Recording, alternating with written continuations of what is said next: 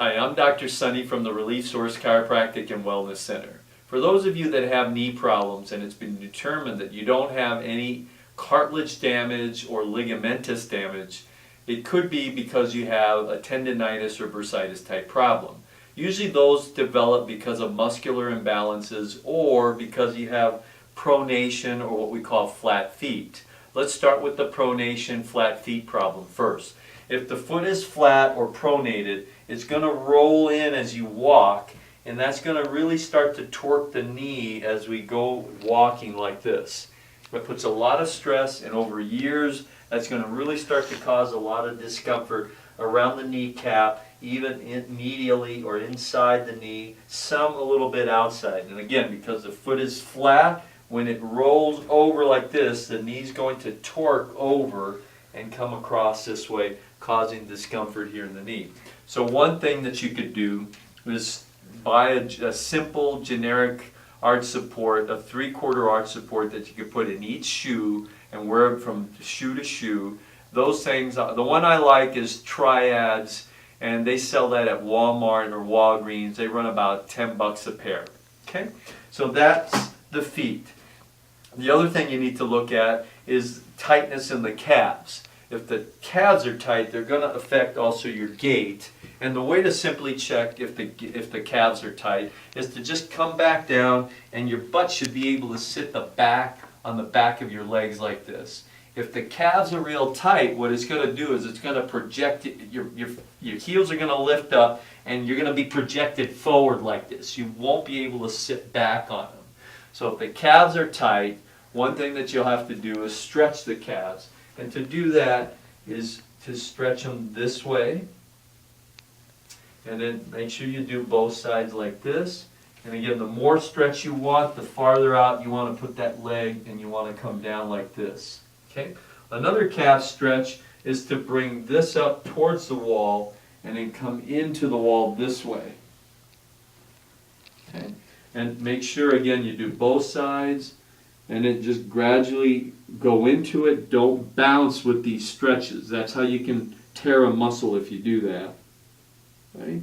So that is looking at tension in the calf. Now we're going to move to the muscles up in the quad area. The one thing that you like to look at is there tightness in the quadricep muscle. You want to check that by, you should be able to kick back and hit the back of your heel against your butt. If the muscles in the quads are tight, it's going to be hard to do that. One way to stretch that is to grab this. Let me get up against the wall for support. Do this like that.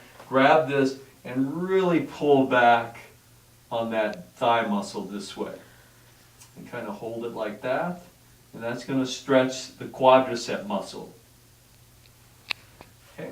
Now another thing that you want to check for is to see if there's tightness in the hip flexor. To check for that, you're going to lay down on the floor on your bed, and you're going to raise this leg up this way and bring it up to your chest.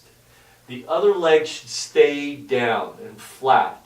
If it lifts up as you bring this leg up with you, that means your hip flexors are tight. So again, the way to stretch the hip flexors is similar to the similar to the quadricep muscles. You come up here, you really pull this up this way. Another option is to do what we call the runner's stretch, is where you lay like this on the ground and you really stretch forward this way. And then again, switch around and do both sides this way. Okay? And another variation of the quadricep and hip flexor stretch is go up to your bed, put your foot on the mattress like this, keep the thighs straight up and down, perpendicular to the floor, and stretch back like so. Okay? Now, another thing to look at for muscular imbalances is the inner thigh muscles could be tight. To check for that, we're going to lay back on the bed, and we're going to just frog out the leg or make a figure 4 like this. And this should lay flat like this. And just kind of check both sides to make sure they're flat. If one's up a little too high like this and it doesn't want to go down, then that means you have a lot of tension in the inner thigh. Okay? One stretch that I like that will kind of work that, the quadricep muscle, and even part of the gluteal muscle, the butt muscle, is what we call the seated hip stretch. The seated hip stretch is I sit like this with this leg back, okay? And then I go at first, I lay across my thigh this way. This also helps to stretch out this part of the back, okay? And this is one way to get warmed up and to really stretch forward like this, okay? And it's also going to stretch around the hip flexor, part of the hamstring, part of the butt muscle, and part of the outer thigh. And once I feel a little warmed up, then I cut across my leg and I lean forward this way. Okay? Now I make this look easy because I'm fairly flexible. As you lean like this, it's usually kind of a yoga principle, and just breathe nice and slowly. And just kind of add a stretch as you go. Keep going down, down, down, till the goal is to get your forehead on the bed or the mattress, and then get yourself back up like that. Last but not least is you got to look at your hamstring muscles to make sure they're not too tight. Ideally, we should be able to come down, touch our toes, but there's a lot of people that just struggle with getting down like this because of the tension in the hamstring muscle. Come down on the bed like this. Again, if you have any back issues, I always like to keep this other leg up like this, but just bring the leg like this. And again, you can push and stretch this way. Okay, I like this one like that.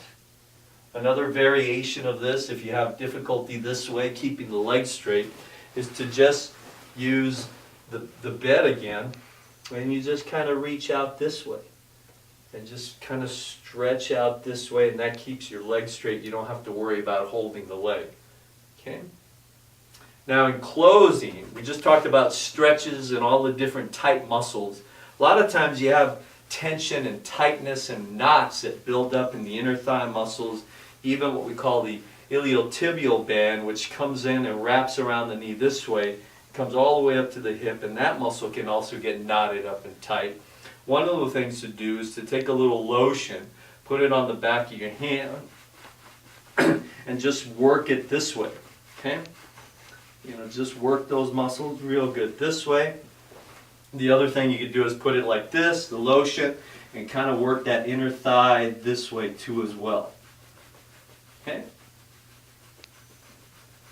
I always like using ice, especially after the activity or after the exercise. 15 minutes into these areas, that's pretty good. Always keep icing the joint after any activity. That's going to help minimize any inflammation.